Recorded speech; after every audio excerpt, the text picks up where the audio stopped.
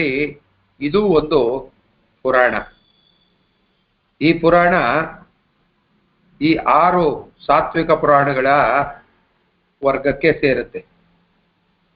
ಇದರ ಹಿನ್ನೆಲೆ ನಾವು ಗಮನಿಸಿದಾಗೆ ಸೂತ ಪುರಾಣಿಕರು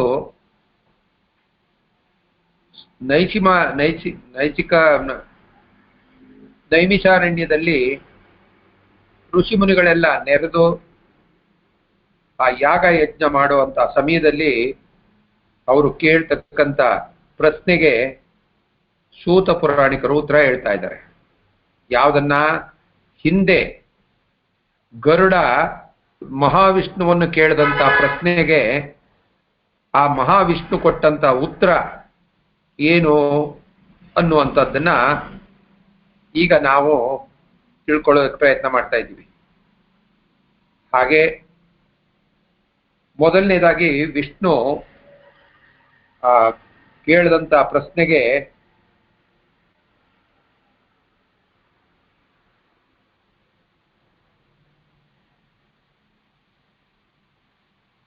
ಈ ಪಾಪದ ಮಾರ್ಗಗಳನ್ನ ಮೊದಲು ಹೇಳ್ತೇನೆ ಅಂತ ಹೇಳಿ ನಮಗೆ ಏನು ಸಾಮಾನ್ಯವಾಗಿ ಕಾಣಿಸ್ತಾವೋ ಅಂಥವೆಲ್ಲ ಪಾಪದ ಮಾರ್ಗಗಳು ಯಾವುದು ಅನ್ನುವಂಥದ್ದನ್ನ ವಿವರವಾಗಿ ತಿಳಿಸ್ಕೊಡ್ತಾರೆ. ಪರಪೀಡನೆ ಮಾಡ್ತಕ್ಕಂಥದ್ದು, ಅಧರ್ಮ ಮಾರ್ಗದಲ್ಲಿ ನಡೀತಕ್ಕಂಥದ್ದು, ಧರ್ಮರ ಮಾರ್ಗವನ್ನ ಬಿಟ್ಟು ಕಾಮಾಸಕ್ತರು, ವೇದಶಾಸ್ತ್ರಗಳನ್ನ ನಿಂದಿಸ್ತಕ್ಕಂಥವ್ರು, ಸಜ್ಜನರ ಸಂಘವನ್ನ ಮಾಡದೇ ಇರ್ತಕ್ಕಂಥವ್ರು, ಲೋಭಿಗಳು, ಮೋಹಕ್ಕೆ ವಸರಾದಂಥವ್ರು, ದೈವವನ್ನು ನಿಂದಿಸ್ತಕ್ಕಂಥವ್ರು, ದುರಹಂಕಾರಿಗಳು, ದುರ್ಜನರ ಸಂಪರ್ಕದಲ್ಲಿ ಇರ್ತಕ್ಕಂಥವ್ರು, ಮದ್ಯಪಾನಾದಿ ಶಕ್ತಿ ಕುಂದಿಸ್ತಂತ ಆ ದುಶ್ಚಟಗಳಿಗೆ ಬಲಿಯಾಗಿರ್ತಕ್ಕಂಥವ್ರು, ನಿರಂತರವು ಕಳ್ಳತನ, ಸುಳ್ಳು ಇವನ್ನ ಆಚರಿಸ್ತಕ್ಕಂಥವ್ರು, ಸದ್ಗುಣಗಳಿಲ್ಲದೆ ಇರ್ತಕ್ಕಂಥವ್ರು, ಮೈಗಳ್ಳರು, ಕೆಲಸ ಸೋಂಬೇರಿಗಳು ಅಂತ ಹೇಳ್ತೀವಲ್ಲ, ತಾಮಸಿಕರು, ಹಾಗೆ ರಾಕ್ಷಸಿ ಪ್ರವೃತ್ತಿ ಉಳ್ಳಂಥವ್ರು, ದುರಾಸೆ ಉಳ್ಳವರು, ಇವರೆಲ್ಲರೂ ಪಾಪಿಗಳಾಗಿ ಆ ನರಕ ಭಾಜನರಾಗ್ತಾರೆ, ನರಕಕ್ಕೆ ಅರ್ಹತೆ ಪಡೀತಾರೆ. ತಾವೀಗೆ ನರಕ ಯಾತನೆ ಅರಿವು ಅವ್ರಿಗೆ ಗೊತ್ತೇ ಆಗೋದಿಲ್ಲ. ಈಗ ನಾವು ಅಷ್ಟೇ ಈ ವಿಚಾರವನ್ನ ತಿಳಿದೆ ಹೋದ್ರೆ ಇದು ಒಳ್ಳೇದ್ಯಾವುದು, ಕೆಟ್ಟದ್ಯಾವುದು, ಪಾಪ ಯಾವುದು, ಪುಣ್ಯ ಯಾವುದು, ಯಾವ್ದ್ರ ಮಾಡಬೇಕು, ಯಾವ್ದು ಮಾಡಬಾರ್ದು ಅಂತ ನಮಗೆ ಗೊತ್ತೇ ಆಗೋದಿಲ್ಲ.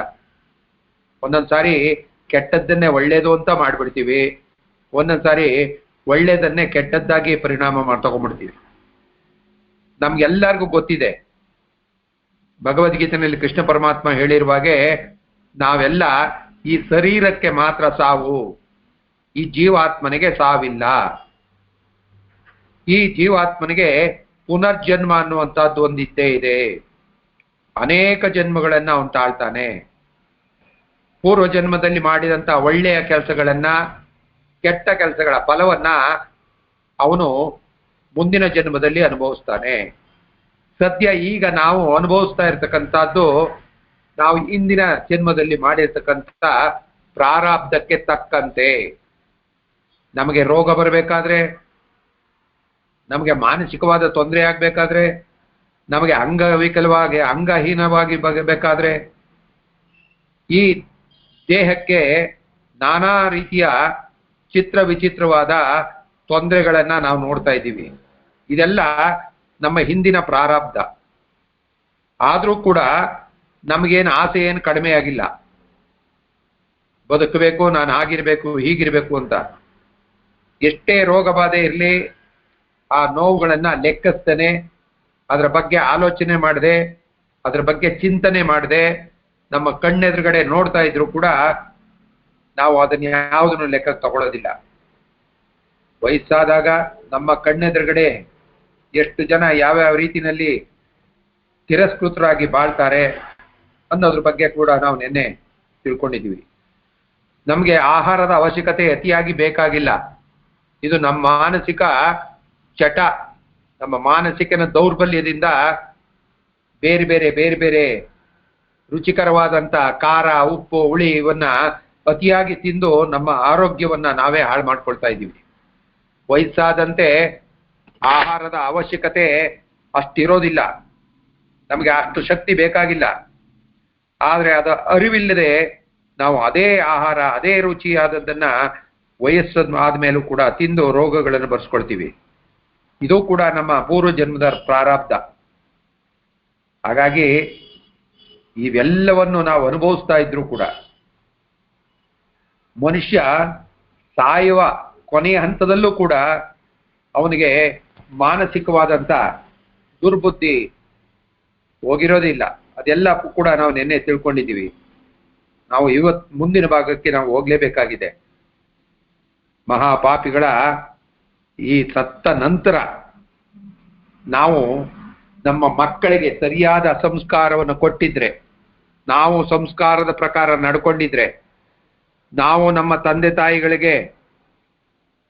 ತಾಯಿಗಳನ್ನ ನೆನೆಸ್ಕೊಂಡು ಅವರಿಗೆ ಸಲ್ಲಬೇಕಾದಂಥ ಆ ಪಿಂಡಾದಿ ಕ್ರಿಯೆಗಳನ್ನ ಮಾಡಿದ್ರೆ ನಮಗೂ ಕೂಡ ನಮ್ಮ ಸತ್ತ ನಂತರ ನಮಗೂ ಮಾಡ್ತಾರೆ.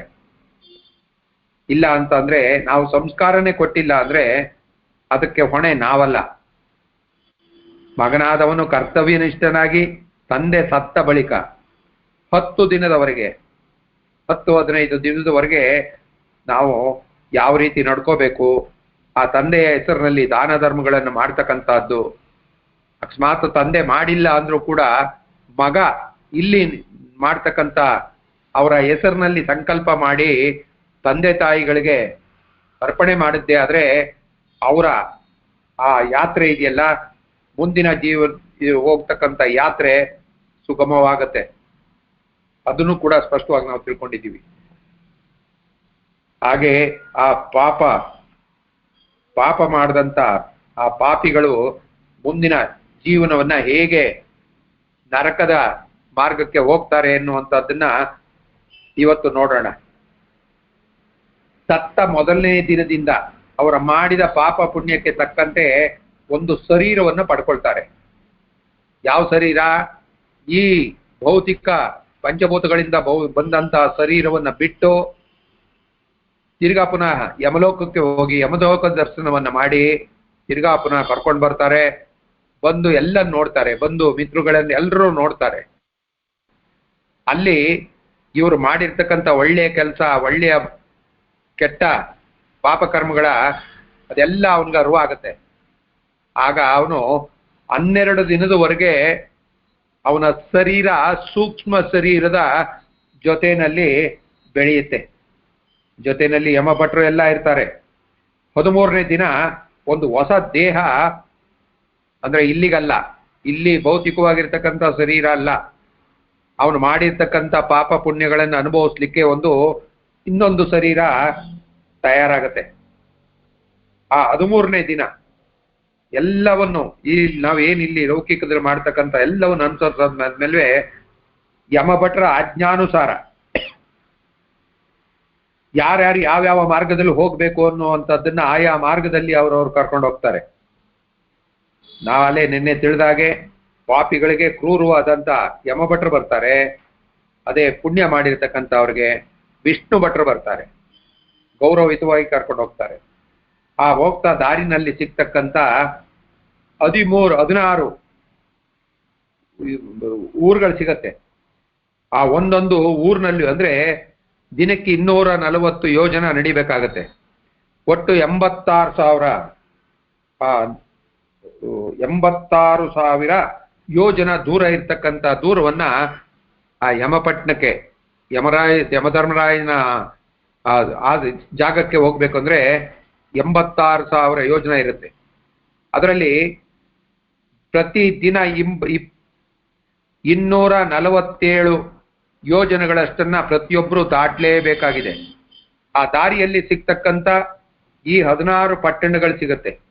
ಸೌಮ್ಯಪುರ, ಸೌರಿಪುರ, ನಾಗೇಂದ್ರಪುರ, ತೈಲಾಗಮ, ಕ್ರೌಂಚ, ಕ್ರೂರಪುರ, ಹೀಗೆ 16 ಪಟ್ಟಣಗಳನ್ನ ಅವ್ರಿಗೆ ಎಲ್ಲ ಯಮ ದರ್ಶನವನ್ನ ನರಕ ದರ್ಶನವನ್ನ ಮಾಡಿ ವೈತರಣಿ ನದಿ ಎನ್ನುವಂತಹದ್ದು ಒಂದು ಸಿಗುತ್ತೆ. ಅದು ತುಂಬಾ ಭಯಂಕರವಾದದ್ದು. ವೈತರಣಿ ಅಂದ್ರೆ ಒಂದೇ ಒಂದು ವಿಚಾರದಲ್ಲಿ ಉದಾಹರಣೆ ಕೊಟ್ಟು ಹೇಳ್ಬೋದು. ಅಂದ್ರೆ ಈ ಮಾಂಸ ರಕ್ತ ಏನ್ ನಮ್ಮ ಶರೀರದ ಒಳಗಡೆ ಇರುವಂತಹದ್ದು ಅಂತ ತಿಳ್ಕೊಳ್ಳೋಣ. ನಮ್ಮ ಶರೀರದ ಒಳಗಡೆ ಇರತಕ್ಕಂಥದ್ದೇ ಒಂದು ವೈತರಣಿ ಸಮುದ್ರ. ಈ ಜೀವಾತ್ಮ ಹೇಗೆ ಈ ಸಮುದ್ರದೊಳಗಡೆ ಜೀವನ ಮಾಡ್ತಾ ಇದ್ದಾನೆ ನೋಡಿ. ನಮ್ಮ ಒಳಗಡೆ ಒಳ್ಳೇದಿದೆ, ಕೆಟ್ಟದ್ದಿದೆ. ಅದರಲ್ಲಿ ಇಲ್ಲೇ ಮಲ, ಮೂತ್ರ, ರಕ್ತ, ಮೂಳೆ, ಮಾಂಸ ಇವೆಲ್ಲವೂ ಅಲ್ಲಿ ನಿಜವಾಗಿಯೂ ಏನು ಆ ಸೂಕ್ಷ್ಮ ಶರೀರದಲ್ಲಿ ಇನ್ನೊಂದು ಶರೀರವನ್ನು ಪಡೆದಿರುತ್ತಲ್ಲ, ಅದಕ್ಕೆ ಅದರ ಪೂರ್ಣ ಅರಿವಾಗತ್ತೆ. ಅದನ್ನ ಯಮಭಟ್ರು ಕ್ರೂರವಾದ ರೀತಿಯಲ್ಲಿ, ಕ್ರೂರವಾದ ಮಾರ್ಗದಲ್ಲಿ ಕರ್ಕೊಂಡು ಹೋಗ್ತಾರೆ. ಇಲ್ಲಿ ಇರ್ಲಿ, ಆ 2ನೇ ಅಧ್ಯಾಯದಲ್ಲಿ ಯಮ ಮಾರ್ಗದಲ್ಲಿ ಏನೇನು ಯಾತನೆಗಳಾಗತ್ತೆ, ಏನೇನು ಯಾತನೆಗಳನ್ನು ಕೊಡ್ತಾರೆ ಅನ್ನುವಂಥದ್ದನ್ನ ನೋಡೋಣ. ಆ ಭಗವಾನ್ ಮಹಾವಿಷ್ಣು ಗರುಡನ್ಗೆ ಹೇಳ್ತಾ ಇದ್ದಾನೆ, ಅಯ್ಯ ಗರುಡ, ಪಾಪಿ ಜೀವಿಯು ಯಾರೋ ಇಲ್ಲಿ ನಾವು ನೆನ್ಪಿಟ್ಕೋಬೇಕು. ಪಾಪ ಮಾಡಿದಂತ ಜೀವಿ ಯಮಪುರಿಯಲ್ಲಿ ನಡೀತಕ್ಕಂಥ ದಾರಿಯಲ್ಲಿ ನಡೆದು ಬಂದು ಯಮಪುರಿಯನ್ನ ಸೇರ್ಬೇಕಾಗತ್ತೆ. ಹೇಳಿದ್ನಲ್ಲ, 86,000 ಯೋಜನೆ ಇರ್ತಕ್ಕಂಥದ್ದನ್ನ 16 ದಿನದಲ್ಲಿ ಪ್ರತಿದಿನ 247 ಯೋಜನೆಗಳನ್ನ ನಡೀಲೇಬೇಕಾಗಿದೆ. ಅದು ಕ್ರೂರವಾದ ಮಾರ್ಗ. ಹೇಳಿದ್ನಲ್ಲ, ಹಾವು, ಹಲ್ಲಿ, ಕೊಳಕು, ಕ್ರೂರವಾದಂತ ಹಿಂಸೆ ಕೊಡ್ತಕ್ಕಂಥ ಜನ ಎಲ್ಲರೂ ಇರ್ತಾರೆ 16 ಪುರಗಳಲ್ಲಿ. ಆದ್ರೆ ಯಮಪುರಿಯನ್ನು ತಲುಪುವುದು ಅಷ್ಟು ಸುಲಭ ಅಲ್ಲ. ನಾವಿಲ್ಲೇ ಬೆಂಗಳೂರಿಗೋ, ಬಾಂಬೆಗೋ, ಮಡ್ರಾಸ್ಗೋ, ಅಮೆರಿಕಕ್ಕೋ ಹೋಗ್ತೀವಲ್ಲ, ಅಷ್ಟು ಸುಲಭ ಅಲ್ಲ.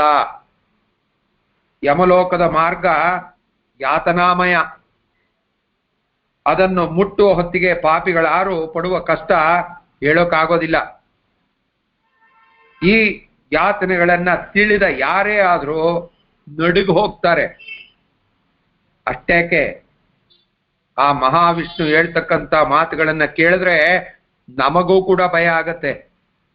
ಈಗ ನೀವು ಕೇಳ್ತಾ ಇರ್ತಕ್ಕಂಥ ಅವ್ರಿಗೂ ಕೂಡ ಭಯ ಆಗತ್ತೆ.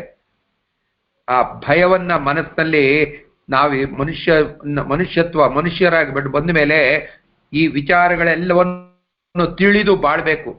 ಅದಕ್ಕೋಸ್ಕರ ಮಹಾವಿಷ್ಣು ಹೇಳ್ತಾ ಇದ್ದಾನೆ, ಯಮಪುರಿಯ ಮಾರ್ಗದಲ್ಲಿನ ಆ ಬಿಸಿಲಿನ ಜಳ ಇದೆಯಲ್ಲ, ಅದು ಒಂದು ಸೂರ್ಯನ ಜಳ ಮಧ್ಯಾಹ್ನ 12 ಗಂಟೆ ಉರಿ ಬಿಸಿಲಲ್ಲಿ ನಿಂತ್ಕೊಂಡ್ರೆ ನಮ್ಗೇನಾಗುತ್ತೋ ಆ ಪಸರಿಸುವ ಬಿಸಿಲಲ್ಲ.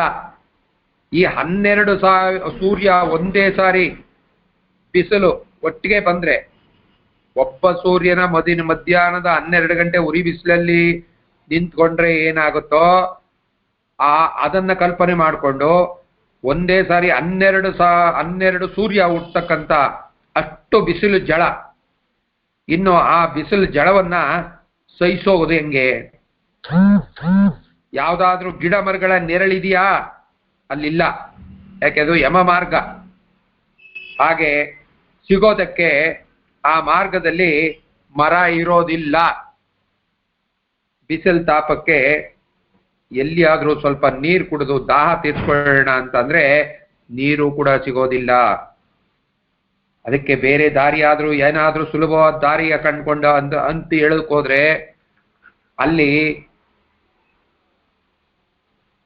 ಮುಳ್ಳಿನ ದಾರಿ, ದುಷ್ಟ ಪ್ರಾಣಿಗಳ ಹಿಂಸೆ, ಹುಲಿ, ಸಿಂಹ ಮೊದಲಾದವುಗಳಿಂದ ಚಿತ್ರ ಹಿಂಸೆ ಆಗತ್ತೆ. ಆ ಸೌಂಡ್ ಭಯವನ್ನ, ಆ ಭಯಂಕರವಾದ ಗರ್ಜನೆಗಳನ್ನ ಕೇಳಿದ್ರೆ ನಮ್ಮ ಇಲ್ಲಿ ಶರೀರ ನಡುಗತ್ತೆ.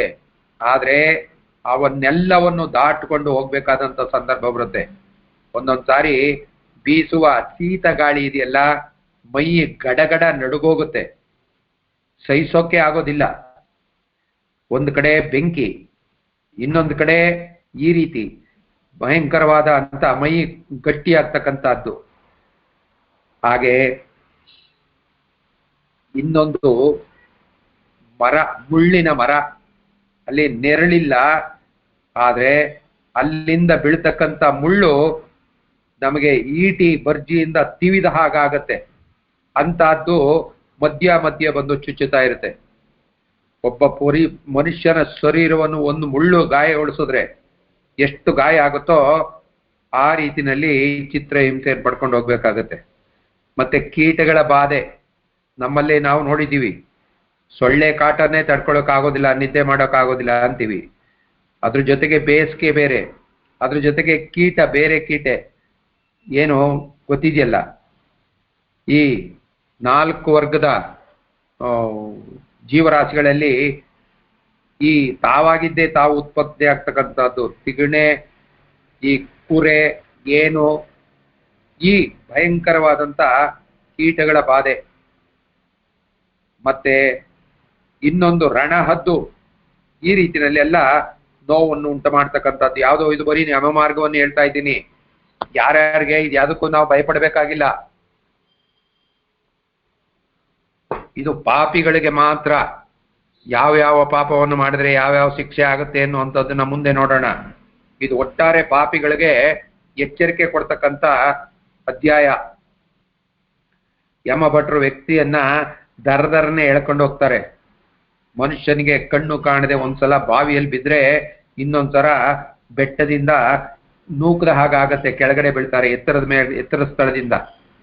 ದಾರಿಯಲ್ಲಿ ಕತ್ತಿಯ ಅಲಗುಗಳ ಮೇಲೆ ನಡೆದಂಗಾಗತ್ತೆ. ಮುಳ್ಳಿನ ಅದು ಹೇಳಿದಲ್ಲ ಮೊಳೆ, ಕೆಳಗಡೆ ನೆಲದಲ್ಲಿ ಕಾಲಿಟ್ರೆ, ಎಲ್ಲಿ ಕಾಲಿಟ್ರೆ ಪ್ರಾಣ ಹೋಗುತ್ತೋ ಆ ರೀತಿಯಲ್ಲಿ ಚುಚ್ಚುವಂತ ಪ್ರಮೇಯ ಬರುತ್ತೆ. ಕುಡಿಯೋದಕ್ಕೆ ನೀರು ಸಿಗದಿದ್ರೂ ನೀರಿನಲ್ಲಿ ಮುಳುಗೇಳುವ ಕೆಟ್ಟ ಪರಿಸ್ಥಿತಿ ಉಂಟಾಗತ್ತೆ. ಇದೆಲ್ಲದರಿಂದ ಮನುಷ್ಯ ಗೋಳಾಡ್ತಾನೆ. ಕೆಂಡದ ಮೇಲೆ ನಡಿಬೇಕಾಗತ್ತೆ, ಕಾದ ಮರಳಿನ ಮೇಲೆ ಕಾಲಿಟ್ಟು ಹೋಗ್ಬೇಕಾಗತ್ತೆ, ಕಾಲು ಬೆಂದು ಹೋಗುತ್ತೆ. ಬಿಸಿಲಿನ ತಾಪಕ್ಕೆ ಕಾದ ಮೋಹದ ಮೇಲೆ ನಡೆದು ಹೋಗುವಾಗ ತಾಪಕ್ಕೆ ಆ ಕಾದ ಲೋಹದ ಮೇಲೆ ಕಾಲಿಟ್ರೆ ಹೆಂಗಾಗುತ್ತೋ ಹಾಗಾಗತ್ತೆ. ಕಾಲು ಸುಟ್ಟು ಪುರುಷನ ಒದ್ದಾಡುವಂತಾಗ್ತಾನೆ. ಗರುಡ ನಿಸರ್ಗದ ವೈಪರೀತ್ಯವನ್ನು ಏನೆಂದು ಹೇಳೋದು ಹೇಳ್ತಾ ಇದ್ದಾನೆ ಗರುಡನಿಗೆ ವಿಷ್ಣು. ಈ ಮಳೆ ಸುರಿಯೋದೇನೋ ಸರಿ, ಆದ್ರೆ ಕಾದ ನೀರಿನ ಮಳೆ, ಕೆಂಡದ ಮಳೆ ಅಂತ ಹೇಳ್ತೀವಲ್ಲ, ಆ ರೀತಿನಲ್ಲಿ ತಪ್ಪಿಸ್ಕೊಳ್ಳಿಕ್ಕೆ ಆಗೋದಿಲ್ಲ. ಒಂದೊಂದು ಸಾರಿ ವಜ್ರದ ಗಟ್ಟಿ ಕಲ್ಲುಗಳ ಮಳೆ ಆಗತ್ತೆ. ಯಾರೋ ದೂರದಿಂದ ಕಲ್ಲು ತಗೊಂಡು ಬೀಸಿ ಹೊಡೆದ್ರೆ ಹೇಗೆ ತಲುಪುತ್ತೋ ಹಂಗಾಗತ್ತೆ. ಯಾವ ಕಡೆಯಿಂದ ಬರುತ್ತೆ ಅಂತ ಗೊತ್ತಾಗೋದಿಲ್ಲ, ತಲೆ ಸಿಡಿದು ಹೋಗುತ್ತೆ. ಇನ್ನು ಕೆಲವು ಸಲ ಕೆಸರಿನ ಮಳೆ ಆಗತ್ತೆ. ಅಲ್ಲಿ ಎಲ್ಲ ಬಿದ್ದಾಗ ಆಗುವ ಯಾತನೆಗಳನ್ನ ಪುರುಷ ಸಹಿಸ್ಕೊಳ್ಳೋಕಾಗೋದಿಲ್ಲ. ಆ ಗವಿ ಕತ್ತಲೆಯ ಗುಹೆಯ ದಾರಿಯಲ್ಲಿ ಎದುರಾಗಿ ಆ ಗವಿ ಮೂಲಕ ವ್ಯಕ್ತಿ ಹೋಗುವಾಗ ಕಣ್ಣು ಕಾಣುವುದು, ಕನಸಿನ ಮಾತು. ಆ ಕತ್ತಲೆಯ ಜಾಗದಲ್ಲಿ ದರ ಎಳೆದು ಹೋಗ್ತಾರೆ. ಆ ಕತ್ತಲೆ ಕಾಲಿಗೆ ಏನ್ ಚುಚ್ಚಿದ್ರು ಸಹಿಸಿಕೋಬೇಕು. ಅಲ್ಲಿ ಕೀವು, ರಕ್ತ, ಮಲಮೂತ್ರಗಳು ತುಂಬಿಕೊಂಡು ಆ ಕುಂಡದಲ್ಲಿ, ಆ ಬಗ್ಗಡದ ಕೊಳಕಿನ ಗುಂಡಿಯಲ್ಲಿ ಬಿದ್ದ ಅನುಭವ ಆಗತ್ತೆ. ಯಮಪುರಿಯ ಮಾರ್ಗದಲ್ಲಿ ವೈತರಣಿ ನದಿ ಎನ್ನುವಂತಹದ್ದು ಹರಿಯುತ್ತೆ. ವೈತರಣಿ ಅಂದ್ರೆ ಹೇಳಿದ್ವಲ್ಲ, ಮಾಂಸ, ಮೂಳೆ, ಕೊಳಕು ಇದರಿಂದ ಹರಿತಕ್ಕಂಥ ನೀರು ಹರಿತಾ ಇರುತ್ತೆ. ಆದ್ರೆ ದಾವಾಗತ್ತೆ. ದಾವಾದ್ರೆ ಅದನ್ನೇ ಕುಡಿಬೇಕು. ಅದನ್ನೇ ಅಲ್ಲಿ ಕೀವು ಹಾಗೂ ರಕ್ತದ ಹರಿಯುವಂತಹದ್ದನ್ನ ಪಾಪಿ ಆದಂತ ಮನುಷ್ಯ ಆ ನದಿಯಲ್ಲಿ ಮುಳುಗಿ ಹೇಳ್ಬೇಕಾಗತ್ತೆ. ಆ ನದಿಯನ್ನು ನೋಡಿದ ಯಾರೇ ಆದ್ರೂ ಅದರ ಸಮೀಪಕ್ಕೆ ಹೋಗೋದಕ್ಕೆ ಹೆದರಿಕೆ ಆಗತ್ತೆ, ಭಯ ಆಗತ್ತೆ. ನದಿಯ ದಡಗಳ ತುಂಬಾ ಮೂಳೆ, ಅಸ್ಥಿ ಮಾಂಸಗಳ ರಾಶಿ. ಆ ವೈತರಣಿ ನದಿ ಕಂಡು ಆಳವಿರುತ್ತೆ. ಅದು ಇಷ್ಟಾಳ ಅಂತ ಗೊತ್ತೇ ಆಗೋದಿಲ್ಲ. ನದಿಯಲ್ಲಿ ಅದೆಷ್ಟು ಸತ್ತ ಪ್ರಾಣಿಗಳ ತೇಲ್ತಾ ಇರ್ತವೆ. ಯಮಪುರಿ ಮುಟ್ಟೋದಕ್ಕೆ ವೈತರಣಿ ನದಿ ದಾಟಿಯೇ ಹೋಗ್ಬೇಕು. ಯಮಪಟ್ಟಣಕ್ಕೆ ಹೋಗ್ಬೇಕು ಅಂದ್ರೆ ಅದರಲ್ಲಿ ದಾಟ್ಕೊಂಡೇ ಹೋಗ್ಬೇಕು. ನದಿ ದಡದಲ್ಲಿ ಕ್ರೂರ ಪಕ್ಷಿಗಳು ಪಾಪಿಗಳನ್ನ ಹರಿಯಲು ಕಾದಿರ್ತವೆ. ಯಾವ್ದಾದ್ರು ಒಂದು ಹುಳ, ಯಾವ್ದನ್ನ ನೋಡ್ತೀವಲ್ಲ, ಈ ಮೀನುಗಳಿಗೆ ಒಂದು ಪುರಿ, ಒಂದು ಏನಾದ್ರು ತಿಂಡಿ ಸಾಮಾನು ಹಾಕಿದ್ರೆ ಎಲ್ಲವೂ ಬಂದು ಮುತ್ಕೊಂಡು ಕಿತ್ಕೊಂಡು ತಿನ್ಕೊಳ್ತಾವಲ್ಲ ಒಂದು ಕ್ಷಣದಲ್ಲಿ, ಆ ರೀತಿ ಆ ವೇದನೆ ಆಗತ್ತೆ. ನದಿಯಲ್ಲಿ ಘನಘೋರ ಕ್ರಿಮಿಗಳು, ಎಂತೆಂಥ ಭಯಂಕರವಾದ ಏಡಿಗಳು, ಹರಿತ ಮುಖವುಳ್ಳ ಪ್ರಾಣಿಗಳು ಪಾಪಿಗಳನ್ನು ಬೇಟೆಯಾಡೋದಕ್ಕೋಸ್ಕರನೇ ಅಲ್ಲಿ ಕಾಯ್ಕೊಂಡು ಕೂತಿರ್ತವೆ, ಈಜಾಡ್ತಾ ಇರ್ತವೆ. ಆ ಮೊಸಳೆ ಇಂಥ ಭಯಂಕರವಾದ ಒಂದೇ ಸಾರಿ ನುಂಗು ಬಿಡೋ ರೀತಿಯಲ್ಲಿ ಆ ಪ್ರಾಣಿಗಳು ಪಾಪಿ ಮನುಷ್ಯರಿಗೆ ನೀಡುವ ಚಿತ್ರ ಹಿಂಸೆ ಅಪಾರ. ಅಯ್ಯೋ, ಈ ನದಿಯಲ್ಲಿ ಮುಳುಗಿ ಹೇಳುವುದು ಮನುಷ್ಯನ ಪಡುವ ಬಾಧೆ ಹೇಳ್ತಿರುವುದು. ಅವನು ತನ್ನ ರಕ್ಷಣೆಗಾಗಿ ಆಗ ಕರಿತಾನೆ. ಯಾವಾಗ ಈ ಮನುಷ್ಯ ಜೀವನದಲ್ಲಿ ಮಾಡಿರ್ತಕ್ಕಂಥ ಪಾಪಗಳನ್ನ ಮಾಡಿರ್ತಕ್ಕಂಥ ಮನುಷ್ಯ ಸತ್ತು ಯಮಪಟ್ಟಣದಲ್ಲಿ ಹೋಗುವಾಗ ಅಲ್ಲಿ ಅವನಿಗೆ ಆಗ ಎಲ್ಲ ನೆನಪಾಗುತ್ತೆ. ಯಾವುದು, ನಾನು ಏನೇನು ಮಾಡಿದ್ದೆ, ಯಾತಕ್ಕೋಸ್ಕರ ಮಾಡಿದೆ ಎನ್ನುವಂತ ನೆನಪೆಲ್ಲವನ್ನು ಅಲ್ಲಿ ಯಮಭಟ್ರ ಜೊತೆಯಲ್ಲಿ ಹೇಳ್ತಾ ಇರ್ತಾರೆ.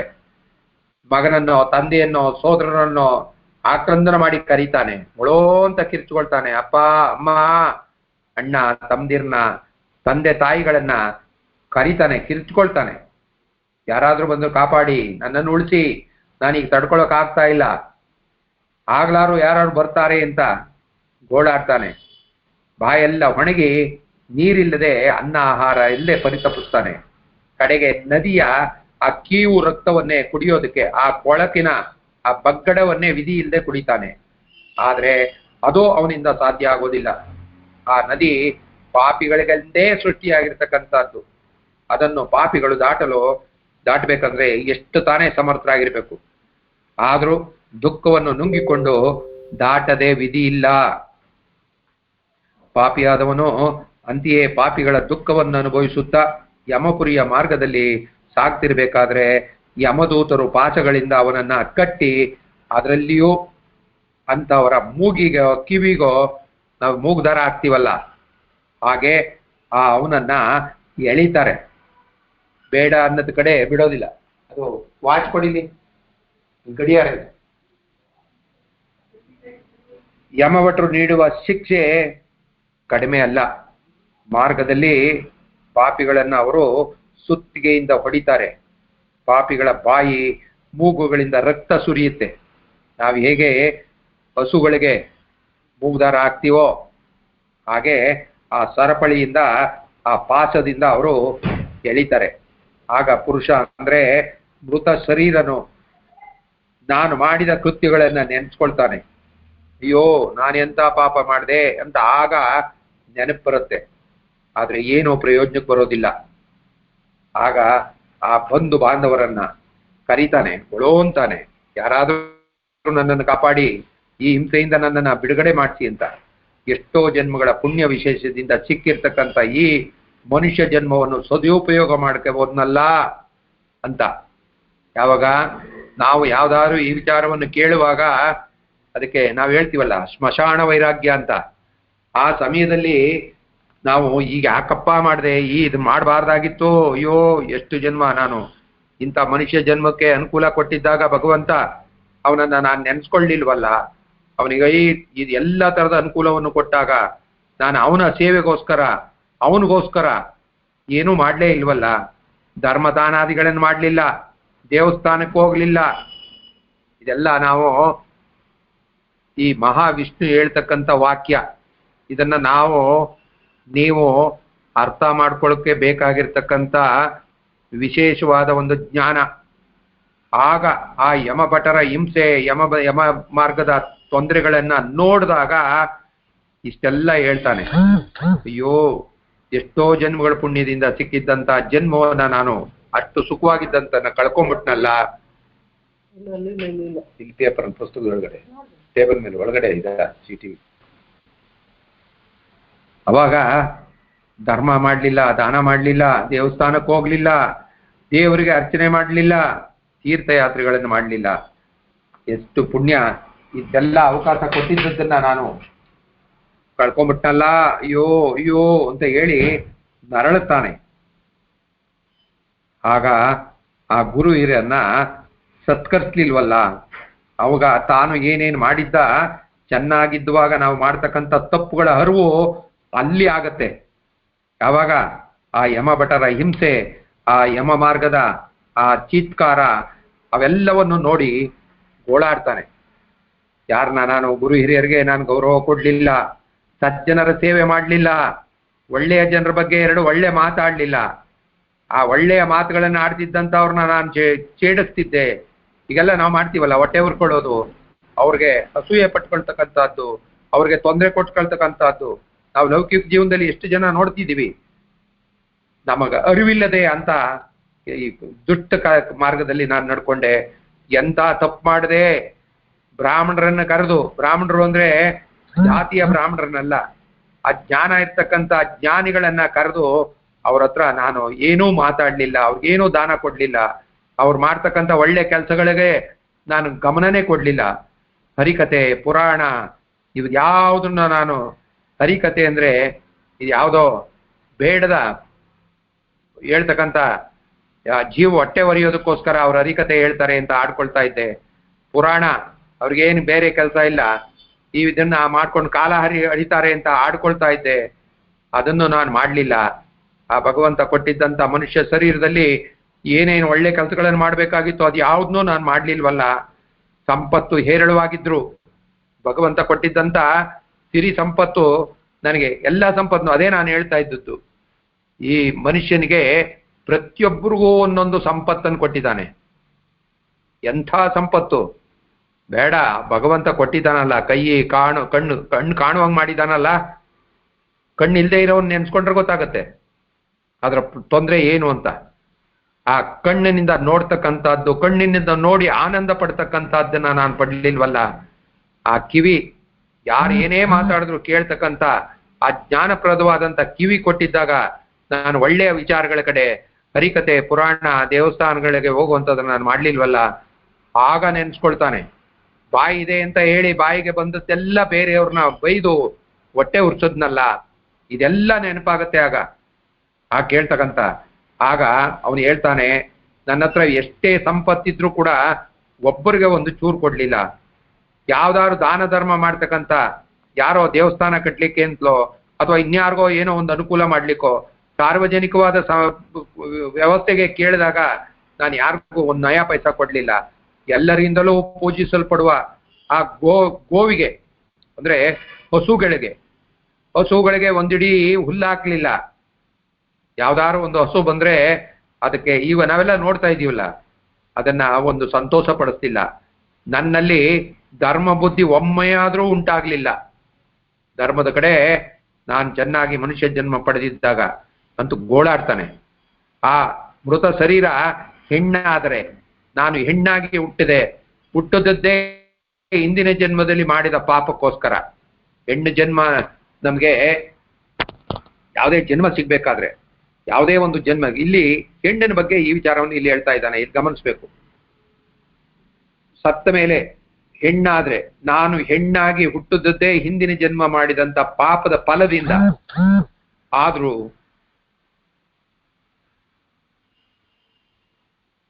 ಅರಿತುಕೊಳ್ಳದೆ ಪತಿದ್ರೋಹಿಯಾಗಿ ಪರಪುರುಷನ ಸಹವಾಸ ಬಯಸದ್ನಲ್ಲ, ಪತಿ ಸೇವೆಯನ್ನು ಮಾಡ್ಲಿಲ್ವಲ್ಲ. ನನ್ನ ಬುದ್ಧಿಯಲ್ಲಿ ನನ್ನ ಧರ್ಮ ಬುದ್ಧಿ ಉಂಟಾಗ್ಲಿಲ್ಲ. ಒಬ್ಬರಿಗೂ ಕೈ ಎತ್ತಿ ಏನೂ ನೀಡ್ಲಿಲ್ಲ.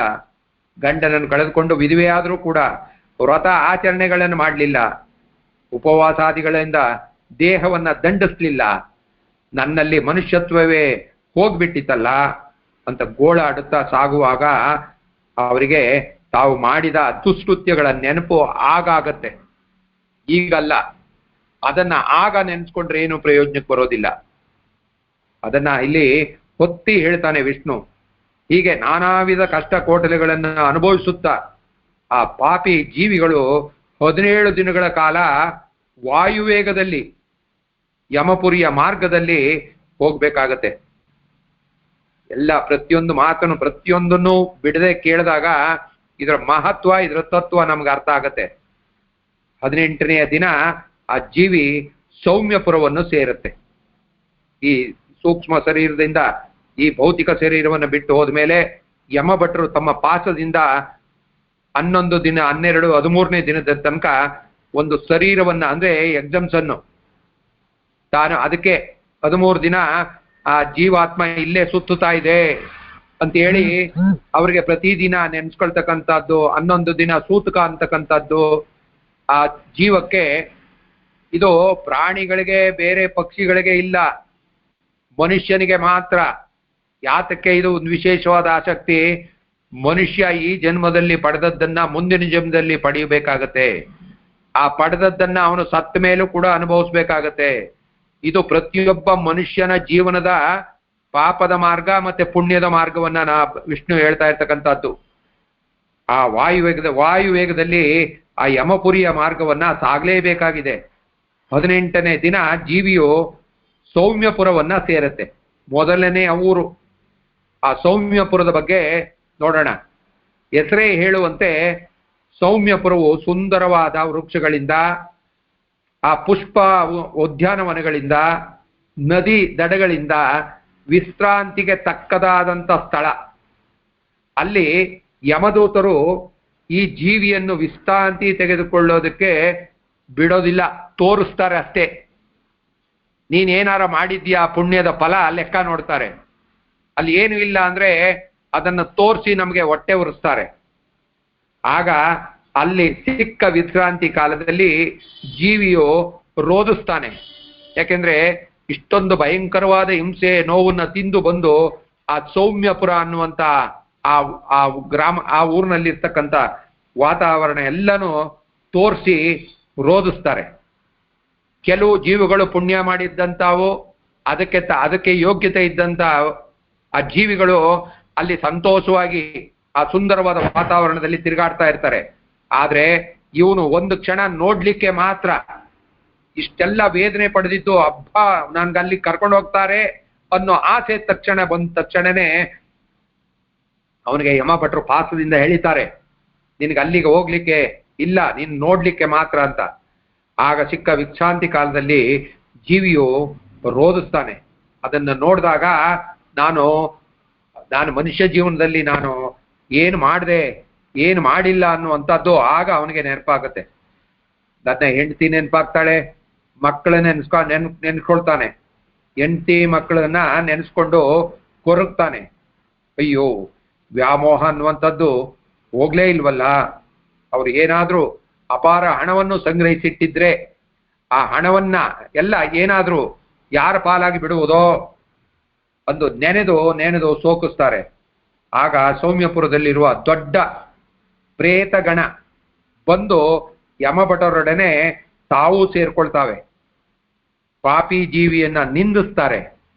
ಆ ಸೌಮ್ಯಪುರದಲ್ಲಿರ್ತಕ್ಕಂಥ ಆ ಬೇತಾಳುಗಳು ಬಂದು ಇವನ್ನ ಆಡ್ಕೊಳ್ತಾರೆ, ಚುಚ್ಚು ಮಾತುಗಳನ್ನ ಆಡ್ತಾರೆ. ಎಲ್ಲೋ ನರಾಧಮ, ಯಾರಿಗಾಗಿ ರೋಧಿಸ್ತಾ ಇದೀಯಾ? ಯಾವ ಹೆಂಡತಿ ನಿನಗೆ? ಯಾರು ಮಗ? ಅವರೆಲ್ಲ ಎಲ್ಲಿದ್ದಾರೆ ಈಗ? ನಾನು ಹೆಂಡತಿಗೋಸ್ಕರ ಮಾಡಿದೆ, ನನ್ನ ಮಕ್ಕಳಿಗೋಸ್ಕರ ಮಾಡಿದೆ, ನನ್ಗೆ ಅವ್ರಿಗೋಸ್ಕರ ಮಾಡಿದೆ ಅಂತ ಹೇಳ್ತಾ ಇದೆಯಲ್ಲ, ಇಲ್ಲಿ ಇದನ್ನ ನೋಡಿ ಅವ್ರೆಲ್ಲ ಎಲ್ಲಿದ್ದಾರೆ ಈಗ ಕೇಳ್ತಾರೆ, ಕ್ವಶನ್ ಮಾಡ್ತಾರೆ ಬಂದು. ಎಲ್ಲೋ ಕ್ರೂರಿ, ಎಲ್ಲೋ ಪಾಪಿ, ಅವರೆಲ್ಲ ಎಲ್ಲಿದ್ದಾರೋ ಈಗ?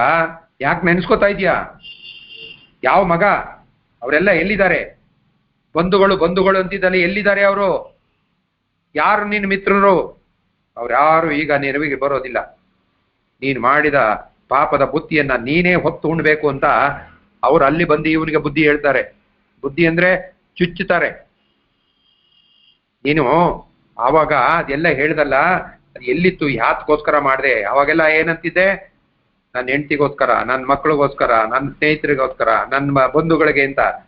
ಆ ಪುಣ್ಯ ವಿಶೇಷದಿಂದ ಸಿಕ್ಕಿದ ಮಾನವ ಜನ್ಮವನ್ನ ಹಾಳು ಮಾಡಿಕೊಂಡೆ. ಹರಿಕಥಾದಿ ಶ್ರವಣಗಳಿಂದ ನೀನು ಯೋಗ್ಯನಾಗದೆ ಹೋದೆ.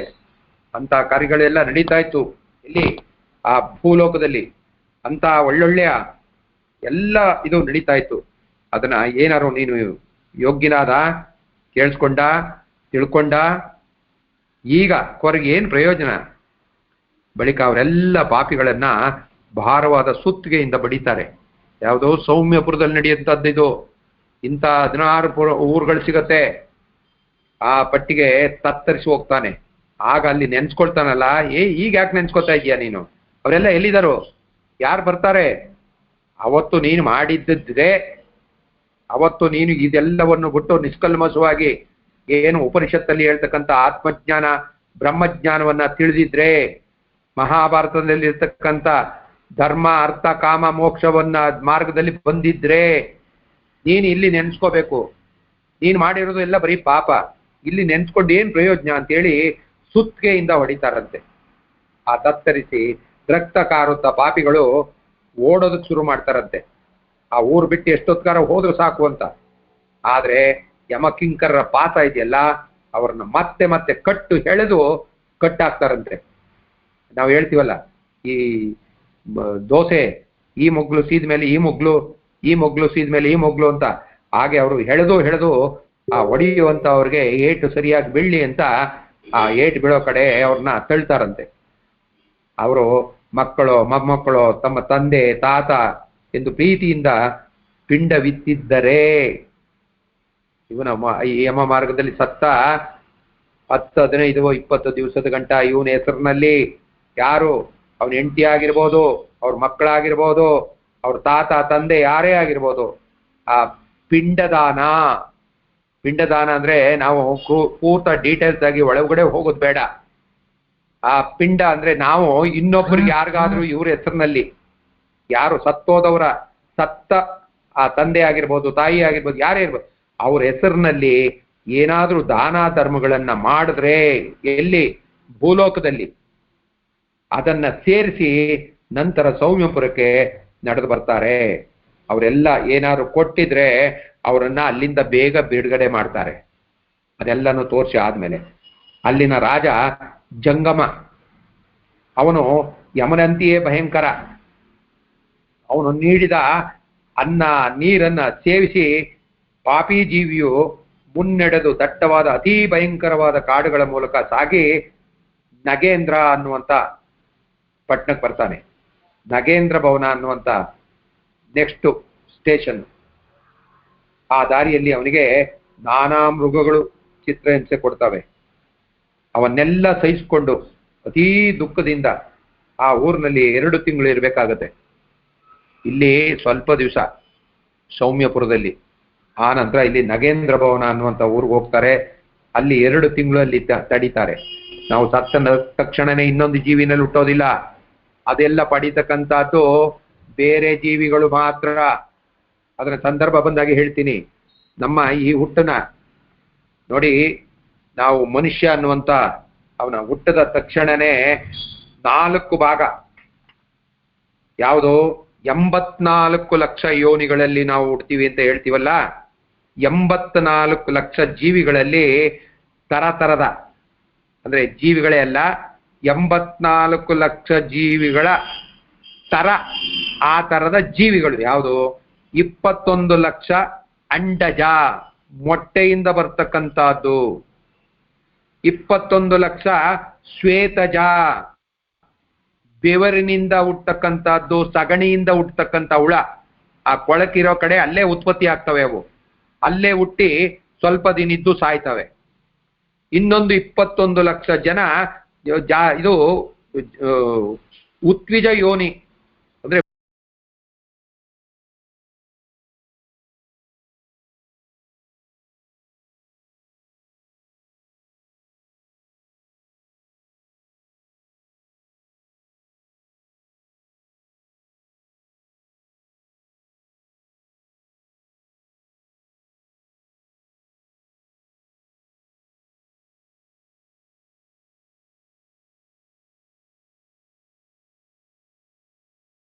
ಭೂಮಿಯಿಂದ ಮೊಳಕೆ ಒಡೆದು ಬರ್ತಕ್ಕಂಥದ್ದು ಸಸ್ಯ ವರ್ಗ.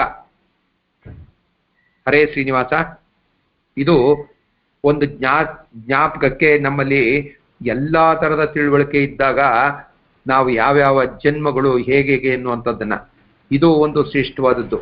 84 ಲಕ್ಷ ಯೋನಿಗಳನ್ನ ದಾಟಿ ಬಂದಿದ್ದೀವಿ ಅಂತ ನಾವು ಹೇಳ್ಬಿಡ್ತೀವಲ್ಲ, ಅದರಲ್ಲಿ 21 ಲಕ್ಷ ಮೊಟ್ಟೆಯಿಂದ ಬರ್ತಕ್ಕಂಥದ್ದು, ಮೊಟ್ಟೆಯಿಂದ ಮರಿಯಾಗಿ ಉತ್ಪತ್ತಿಯಾಗತಕ್ಕಂಥದ್ದು ಒಂದು. ಇನ್ನೊಂದು 21 ಲಕ್ಷ ಜನ ಇದು ಶ್ವೇತಜ ಬೆವರು ಸಗಣಿ ಕೊಳಕನಿಂದ ಉತ್ಪತ್ತಿ ಆಗ್ತಕ್ಕಂಥ ಜೀವ. ಇನ್ನೊಂದು 24 ಲಕ್ಷ ಉತ್ಬೀಜ ಅಂದ್ರೆ ಭೂಮಿಯಲ್ಲಿ ಮೊಳಕೆ ಒಡೆದು ಬರ್ತಕ್ಕಂಥ ವರ್ಗ, ಅದು 21 ಲಕ್ಷ.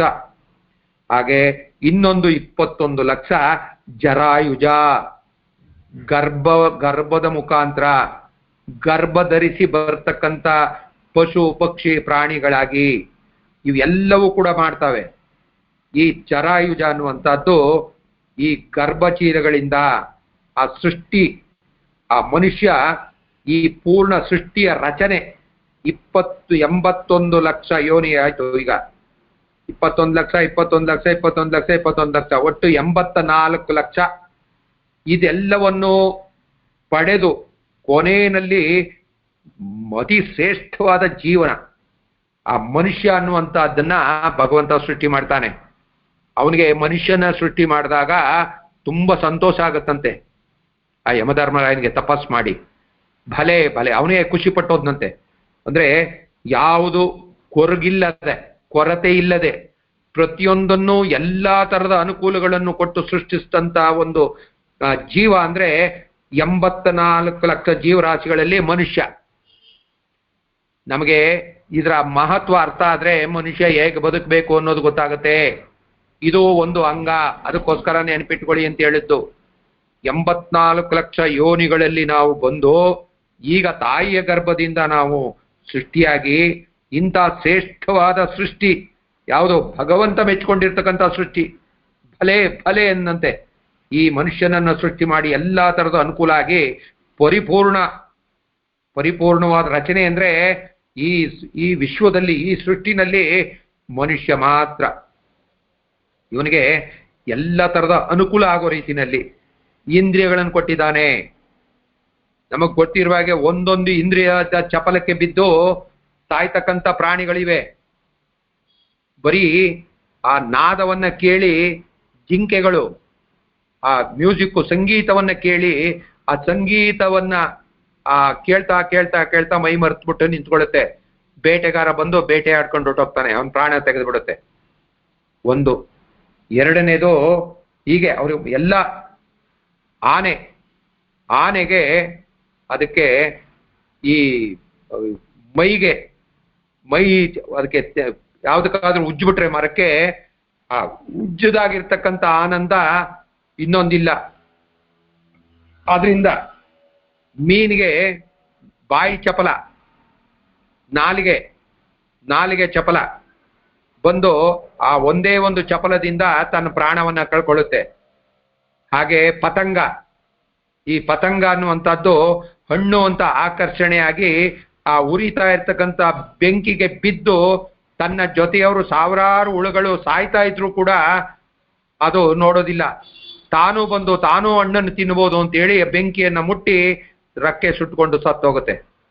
ಹೀಗೆ ಒಂದೊಂದು ಇಂದ್ರಿಯದ ಮುಖಾಂತರ ಪ್ರಬಲವಾಗಿರ್ತಕ್ಕಂಥ ಎಲ್ಲ ಇಡೀ ಸೃಷ್ಟಿನಲ್ಲಿರ್ತಕ್ಕಂಥ ಎಲ್ಲವೂ ಕೂಡ ಬಲಿಯಾಗ್ತವೆ. ಆದ್ರೆ ಮನುಷ್ಯನಿಗೆ ಇವೆಲ್ಲ ಇಂದ್ರಿಯಗಳು ಇದೆ, ಪಂಚೇಂದ್ರಿಯಗಳು. ಈ ಪಂಚೇಂದ್ರಿಯಗಳನ್ನ ಸರಿಯಾದ ರೀತಿಯಲ್ಲಿ ತಿಳುವಳಿಕೆ ಇದ್ದು ಉಪಯೋಗಿಸ್ಕೊಂಡ್ರೆ ಆ ಜ್ಞಾನವನ್ನು ಕೊಟ್ಟಿದ್ದಾನೆ, ಆ ಮನಸ್ಸನ್ನು ಕೊಟ್ಟಿದ್ದಾನೆ ಭಗವಂತ. ಇದರಲ್ಲಿ ಅದನ್ನು ಯಾವ ರೀತಿ ಉಪಯೋಗಿಸ್ಕೊಂಡು ಬದುಕಬೇಕು ಅನ್ನುವಂಥದ್ದಕ್ಕೆ ಮಹಾಭಾರತ ಅನ್ನುವಂಥ 18 ಪುರಾಣಗಳನ್ನು ಕೊಟ್ಟಿದ್ದಾನೆ. ಕೊನೆಯಲ್ಲಿ ಭಾಗವತ ಪುರಾಣವನ್ನು ಕೊಟ್ಟಿದ್ದಾನೆ. ಭಗವಂತನನ್ನ ಸ್ಮರಣೆ ಮಾಡಿ ಭಗವಂತನಲ್ಲಿ ಒಂದಾಗ್ತಕ್ಕಂಥ ದಾರಿ ತೋರಿಸಿದ್ದಾನೆ.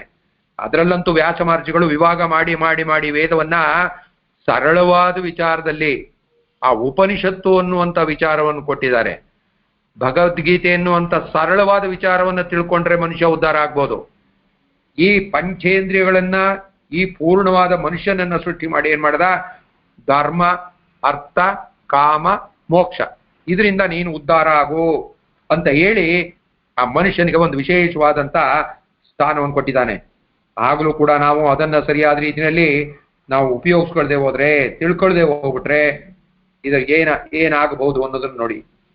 ಹಾಗೆ ಮುಂದೆ ಹೇಳ್ತಾ ಹೋಗ್ತಾನೆ, ನಾನಾ ವಿಧವಾದ ಕಷ್ಟಗಳನ್ನು ಅನುಭವಿಸ್ತಾ ಪಾಪಿ ಜೀವಿಗಳು 17 ದಿನಗಳಲ್ಲಿ ಆ ವಾಯು ಮಾರ್ಗದಲ್ಲಿ ಅಲ್ಲಿ ಬರ್ತಾರೆ. ಬಂದಾಗ ಆ ನಗೇಂದ್ರ ಭವನ ಅನ್ನುವಂಥ ಊರಿಗೆ ಬರ್ತಾರೆ. ಆ ನಗೇಂದ್ರ ಭವನದಲ್ಲಿ ಅಲ್ಲೊಂದಷ್ಟು ಚಿತ್ರಹಿಂಸೆಗಳನ್ನ ನೋಡ್ತಾರೆ. ನೀನು ಮಾಡಿದ ಪಾಪದ ಬುದ್ಧಿ ನೀನೇ ಹೊತ್ತು ಉಣ್ಬೇಕು. ಅವರು ಅಲ್ಲಿ ಹೇಳ್ತಕ್ಕಂತ ಆಯ್ತು. ಸೂಕ್ಷ್ಮವಾಗ ಆಗ ಸೌಮ್ಯಪುರದಲ್ಲಿ ಆದ್ಮೇಲೆ ಎಲ್ಲೋ ಪಾಪಿ ನರಾಧಮ, ಯಾರಿಗಾಗಿ ರೋತಿಸ್ತೀಯ ನೀನು ಮಾಡಿದ ಪಾಪದ ಬುದ್ಧಿ ನೀನ್ ತಗೊಂಡ್ ಬಂದಿದ್ಯಲ್ಲ, ಬುದ್ಧಿ ಸೂಕ್ಷ್ಮವಾಗಿ ಹೊತ್ಕೊಂಡು ಬಂದಿದ್ಯಲ್ಲ ಪೂರ್ವ ಜನ್ಮದ್ದು, ಅದನ್ನ ಏನೇನಿದೆ ನೀನು ಮಾಡಿದಂಥದ್ದು ಅಂತೇಳಿ ಅವನಿಗೆ ಉಣ್ಣೋದಕ್ಕೆ ಕೊಡ್ತಾರೆ. ನಾವು ಕಟ್ಕೊಂಡೋದ್ ಬುತ್ತಿ ತಾನೆ, ನಾವು ಮನೆಯಲ್ಲಿ ಬುತ್ತಿನ ತಗೊಂಡೋಗಿದ್ರೆ ನಾವು ಹೋಗ್ತಕ್ಕಂಥ ಮಾರ್ಗದಲ್ಲಿ ಹೊಟ್ಟೆ ಹಸ್ದಾಗ ತಿನ್ಬಹುದು. ನಾವು ಬುತ್ತಿ ಅಂದ್ರೆ ಏನು? ನಮ್ಮ ಮಾರ್ಗಕ್ಕೆ ಬೇಕಾಗಿರ್ತಕ್ಕಂಥ ಅನ್ನ ಆಹಾರಾದಿಗಳನ್ನು ಕಟ್ಕೊಂಡು ಹೋಗ್ತಕ್ಕಂಥದ್ದು ಬುತ್ತಿ. ಹಾಗೆ ಮನುಷ್ಯ ಅನ್ನುವಂಥ ಅವನಿಗೆ ಮುಂದಿನ ಜನ್ಮಕ್ಕೆ, ಈ ಮನುಷ್ಯ ಜನ್ಮ ಇದು ಸಾವಿಲ್ಲ ಗೊತ್ತು, ಶರೀರಕ್ಕೆ ಮಾತ್ರ ಸಾವು. ಮುಂದಿನ ಜನ್ಮಕ್ಕೆ ಬುತ್ತಿ ಅಂತ ತಗೊಂಡು ಬಂದಿದ್ಯಲ್ಲ, ಆ ಬುತ್ತಿ ನೀನ್ ಏನ್ ಮಾಡಿದ್ದೆ ಎನ್ನುವಂತ ಬುತ್ತಿ, ನೀನ್ ಹೇಗೆ ಬದುಕದೆ ಎನ್ನುವಂಥದ್ದನ್ನು ಹೇಳಿ ನೀನೇ ಉಣ್ಬೇಕು. ಪುಣ್ಯ ವಿಶೇಷದಿಂದ ಸಿಕ್ಕಿದ ಈ ಮನುಷ್ಯ ಜನ್ಮವನ್ನ ಹಾಳು ಮಾಡಿಕೊಂಡೆ, ಅರಿಕತೆ ಎನ್ನುವಂತ ಆ ಶ್ರವಣಗಳನ್ನ ನೀನ್ ಮಾಡ್ಲಿಲ್ಲ, ಯೋಗ್ಯನಾದ ಆಗದೆ ಹೋದೆ, ಈಗ ಕೊರಗಿ ಏನು ಪ್ರಯೋಜನ? ಅವರೆಲ್ಲ ಪಾಪಿಗಳು ಭಾರವಾದ ಸುತ್ತಿಗೆಯಿಂದ ಹೊರಡದು ಅವನು ಮಾಡಿ ತುಂಬಾ ತೊಂದರೆಗಳನ್ನು ಕೊಡ್ತಾರೆ. ಆವಾಗ ಮಕ್ಕಳು ಮೊಮ್ಮಕ್ಕಳು ಇವನ ಹೆಸರಿನಲ್ಲಿ ಸತ್ತ ನಂತರ ದಾನ ಪಿಂಡಗಳನ್ನು ಕೊಟ್ಟಿದ್ರೆ ಅದನ್ನ ಸೇವಿಸಿ ಅಲ್ಲಿಂದ ಸ್ವಲ್ಪ ಎರಡನೇ ಪುರಕ್ಕೆ ಬರ್ತಾರೆ. ಅಲ್ಲಿ ರಾಜ ಅಲ್ಲಿ ಇರ್ತಕ್ಕಂಥವನು ಜಂಗಮ ಅನ್ನುವಂಥವನು, ಅವನು ಯಮನಂತೆ ಭಯಂಕರವಾಗಿರ್ತಾನೆ. ಅವನು ಅವ್ರು ನೀಡಿದಂತ ಅನ್ನ ನೀರನ್ನು ಸೇವಿಸಿ ಪಾಪಿ ಜೀವಿಯು ಮುನ್ನಡೆದು ದಟ್ಟವಾದ ಅತಿ ಭಯಂಕರವಾದ ಕಾಡುಗಳ ಮೂಲಕ ನಗೇಂದ್ರ ಭವನಕ್ಕೆ ಬರ್ತಾನೆ. ದಾರಿಯಲ್ಲಿ ಅವನಿಗೆ ನಾನಾ ಮೃಗಗಳ ಚಿತ್ರಹಿಂಸೆ ಕೊಡ್ತಾವೆ. ಅದನ್ನೆಲ್ಲ ಸಹಿಸಿಕೊಂಡು ಅತೀವ ದುಃಖದಿಂದ ಆ ಊರಿನಲ್ಲಿ 2 ತಿಂಗಳು ಇರಬೇಕಾಗತ್ತೆ. ಬಳಿಕ ಮುಂದೆ ಸಾಕ್ತಾನೆ. ಈ ನಡುವೆ ಬಂಧುಗಳು ನೀಡಿದ ಪಿಂಡಾದಿಗಳು, ಆ ಬಂಧುಗಳು ಅವ್ರು ಏನೇನು ಇವನು ಮಾಡಿದ್ದ, ಯಾರ್ಯಾರಿಗೋಸ್ಕರ ಒಳ್ಳೆಯ ರೀತಿನ ಸಂಪಾದನೆ ಮಾಡಿದ್ನೋ ಅದನ್ನ ಅವರೇ ಅದೇ ರೀತಿ ಸಂಪಾದನೆ ಮಾಡಿ ಬೇರೆಯವ್ರಿಗೆ ಅವರು ದಾನ ಧರ್ಮಗಳನ್ನ 4-6 ಜನಗಳಿಗೆ ಜ್ಞಾನಿಗಳಿಗೆ ಕರೆದು ಹುಟ್ಟ ಕೊಡ್ತಕ್ಕಂಥದ್ದು ಇದೆಲ್ಲವನ್ನು ಮಾಡಿದ್ರೆ ಅವನು ಉಪಯೋಗಿಸ್ಬೇಕು. ಇಲ್ಲಿ ನಗೇಂದ್ರ ಭವನದಲ್ಲಿ 3ನೆಯ ತಿಂಗಳು ಆ ಗಂಧರ್ವ ನಗರಕ್ಕೆ ಬರ್ತಾರೆ, ಆ ಪಾಪಿಗಳು ಬರ್ತಾರೆ. ಆಗ ಮಕ್ಕಳು 3ನೆಯ ತಿಂಗಳು ಕೊಟ್ಟ ಪಿಂಡವನ್ನು ಸೇವಿಸಿ ಮುಂದೆ ಸಾಕ್ತಾರೆ. 4ನೆಯ ತಿಂಗಳು ತೈಲಾಗಮ ಅನ್ನುವಂಥ ಪಟ್ಟಣಕ್ಕೆ ಬರ್ತಾರೆ. ಅಲ್ಲಿ ಆದ ಶಿಲಾವರ್ಷ ಅಂದ್ರೆ ಕಲ್ಲಿನ ಮಳೆಯಿಂದ ತತ್ತರಿಸಿ ಹೋಗ್ತಾನೆ.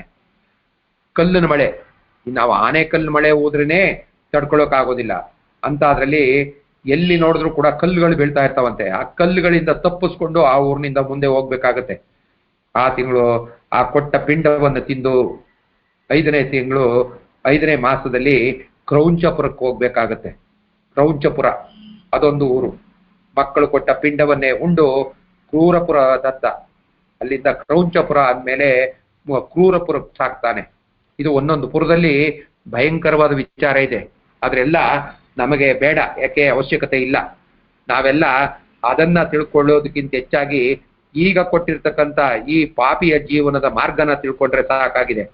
ಹಾಗೆ ಸಾಕ್ತಾಗ ಅವನು 5.5 ತಿಂಗಳು ಅಷ್ಟೊತ್ತಿಗೆ ಕೊಟ್ಟ ಶ್ರಾದ್ದದ ಪಿಂಡ ಅದನ್ನ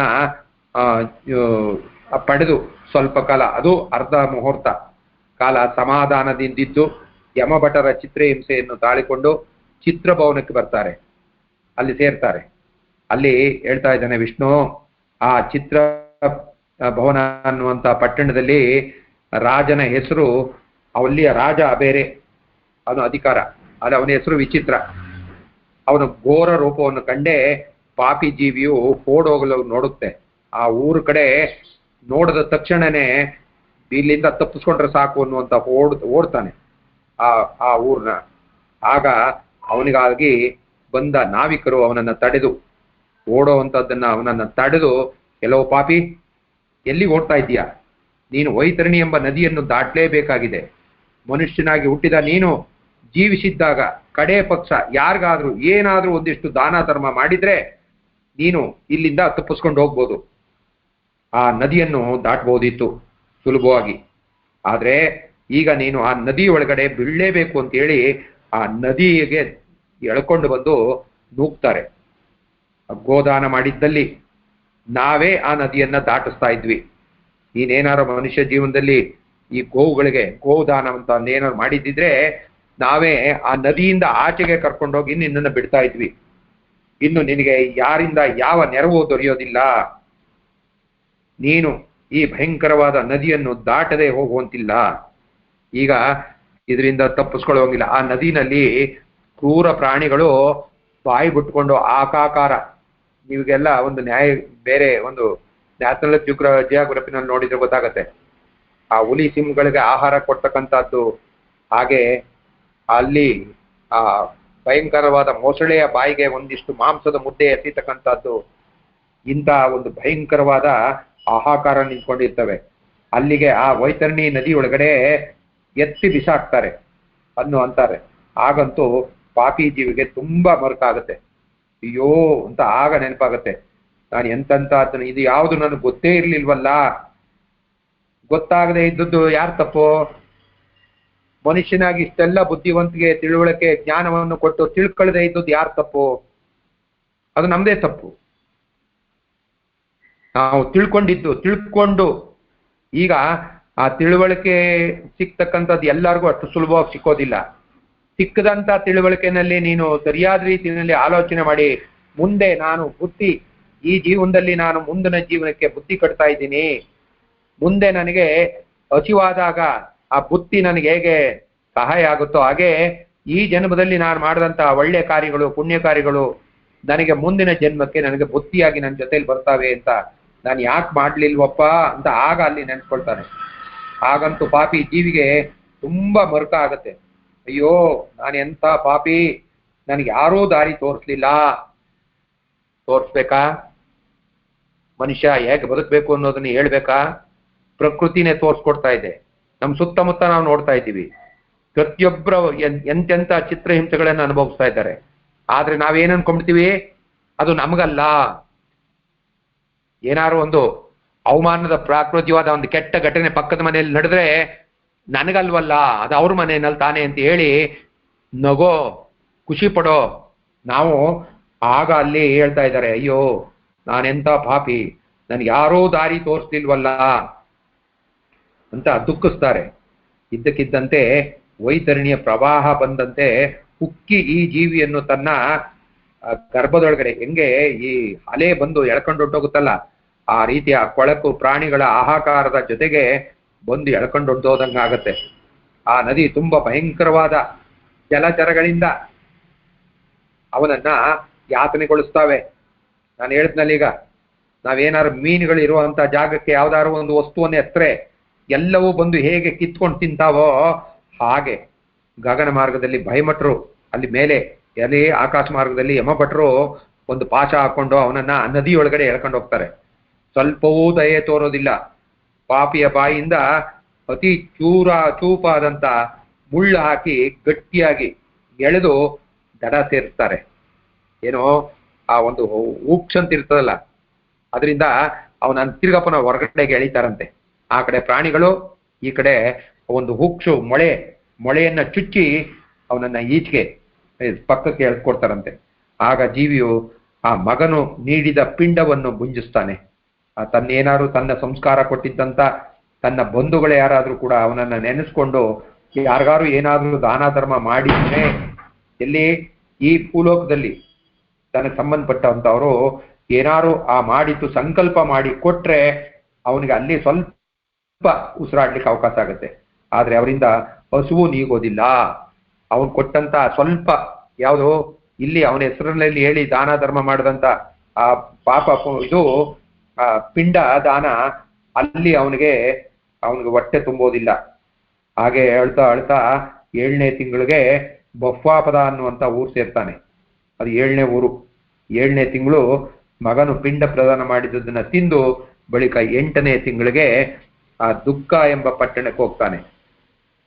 ಆಗ ಅಲ್ಲಿ ಹೇಳ್ತಾ ಇದ್ದಾನೆ ಮಹಾವಿಷ್ಣು, ಗರುಡ ಈ ರೀತಿಯ ಈ ಪಾಪಿಯ ಜೀವನದ ಮಾರ್ಗದಲ್ಲಿ ಆ 8ನೇ ಊರಿಗೆ ಬಂದಾಗ ಆ ಊರ ಹೆಸರೇ ಆ ಅತ್ಯಂತ ದುಃಖ ತರುತ್ತೆ. ಅಲ್ಲಿ 8ನೇ ತಿಂಗಳು ನೀಡಿದಂತ ಪಿಂಡವನ್ನು ಉಂಡು 9ನೇ ತಿಂಗಳಿಗೆ ಬರ್ತಾನೆ. ನಾನಾ ಆಕ್ರಂದನ, ಅದು ಆ ಊರ ಹೆಸರೇ ನಾನಾ ಆಕ್ರಂದನ ಅಂತ. ಆ ಊರು ಮುಟ್ತಾನೆ. ಅಲ್ಲಿ ಆಗ್ಲೇ ದುಃಖಿಗಳಾಗಿರುವ ಬೇಕಾದಷ್ಟು ಆ ಆಹಾಕಾರ ಮಾಡ್ತಾ ಇರ್ತಾರೆ. ಅಂದ್ರೆ ಬೇರೆ ಇನ್ನೊಬ್ಬ ಜೈಲ್ಗೆ ಹೋದಾಗ ಹೊಸಬ ಬಂದ್ರೆ ಇವನೇನ್ ಮಾಡಿ ಬಂದ, ಎಷ್ಟು ಕೊಲೆ ಮಾಡ್ದ, ಏನ್ ಅತ್ಯಾಚಾರ ಮಾಡ್ದ ಅಂತ ತಿಳ್ಕೊಬೇಕು ಅಂತ ಕಾತರ ಇರುತ್ತಲ್ಲ, ಆ ರೀತಿನಲ್ಲಿ ಆ ಪಟ್ಟಣದಲ್ಲಿ ಇರ್ತಕ್ಕಂಥವ್ರೆಲ್ಲ ಇವನ ಹತ್ರ ಓಡ್ ಬಂದು ಮುತ್ಕೊಳ್ತಾರಂತೆ. ಬೆರೆತು ಅವನನ್ನ ಬೇರೆ ಬೇರೆ ನಾನಾ ತರ, ನೀನ್ ಏನ್ ಮಾಡಿದೆ ಆ ಮಾಡಿದ್ದವ್ರಿಗೆ ಮಾತ್ರ ಅಲ್ಲಿ ಆ ಜಾಗಕ್ಕೆ ಆ ಊರಿಗೆ ಪ್ರವೇಶ.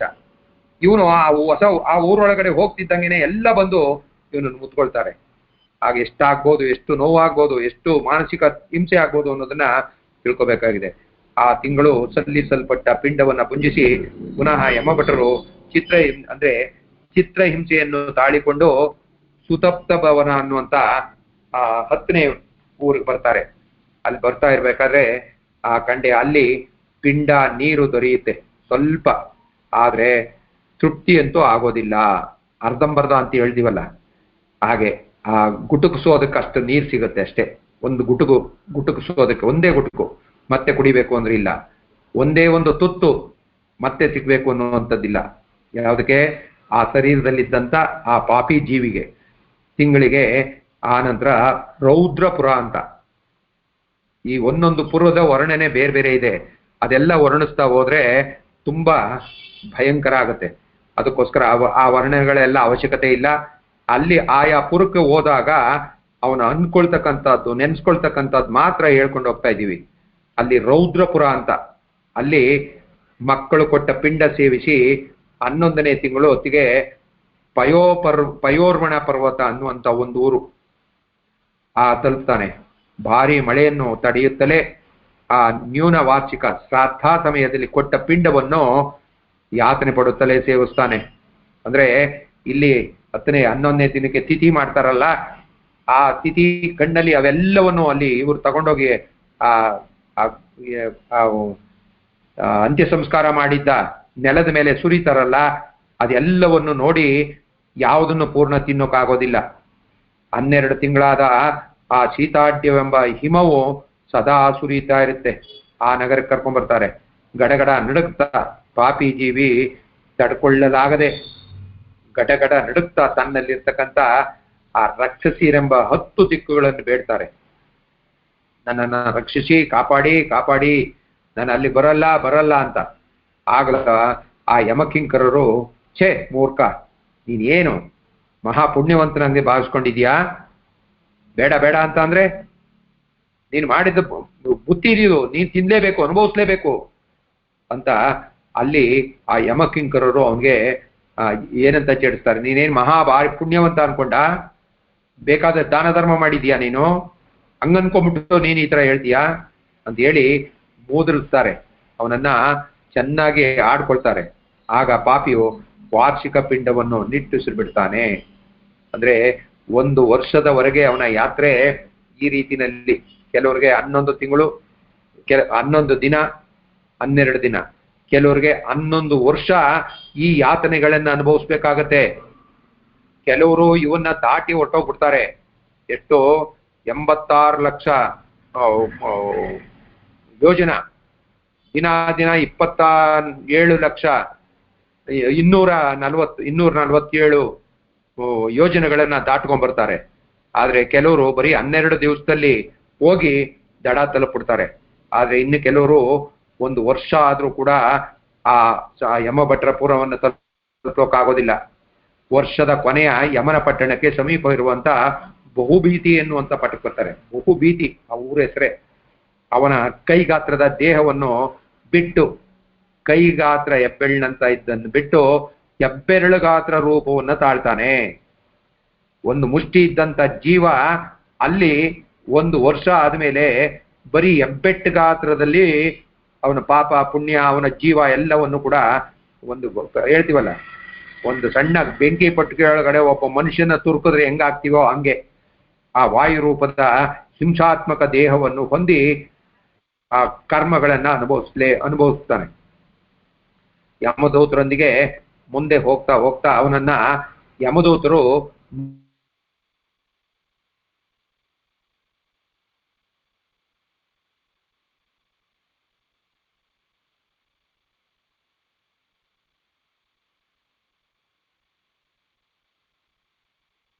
ಸೂಕ್ತದಿಂದ ಯಮನ ಪಟ್ಟಣದ ದಕ್ಷಿಣ ಭಾಗದಿಂದ ಮಾತ್ರ ಅವರಿಗೆ ಪ್ರವೇಶ.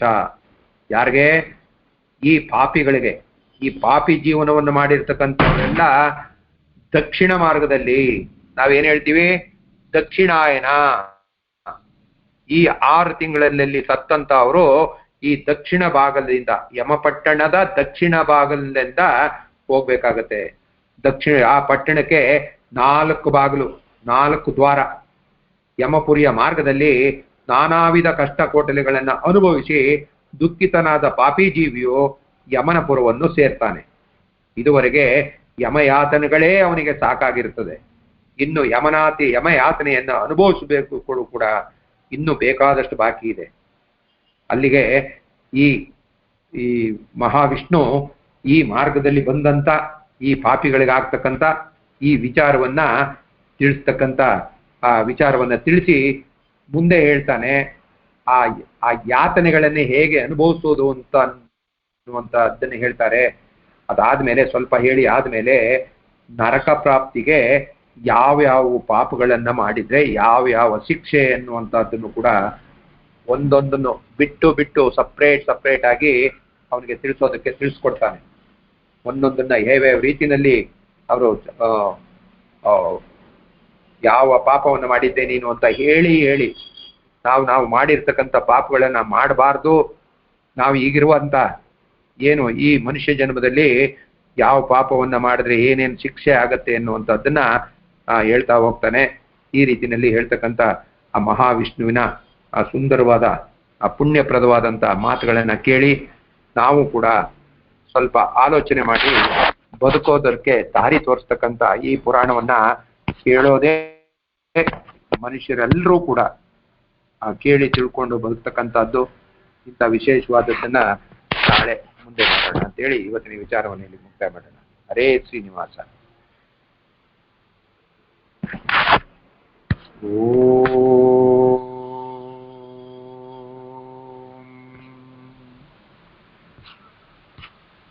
ಕಾಯೇನ ವಾಚಾ ಮನಸೇಂದ್ರಿಯೈವ ಬುದ್ಧ್ಯಾತ್ಮನಾ ವಾ ಪ್ರಕೃತೆ ಸ್ವಭಾವಾತ್ ಕರೋಮಿ ಯತ್ತತ್ ಸಕಲಂ ಪರಸ್ಮೈ ನಾರಾಯಣಾಯೇತಿ ಸಮರ್ಪಯಾಮಿ. ಸ್ವಸ್ತಿ ಪ್ರಜಾಭ್ಯಾಂ ಪರಿಪಾಲಯಂತಾಂ ನ್ಯಾಯೇನ ಮಾರ್ಗೇಣ ಮಹೀ ಮಹೀಸಾ.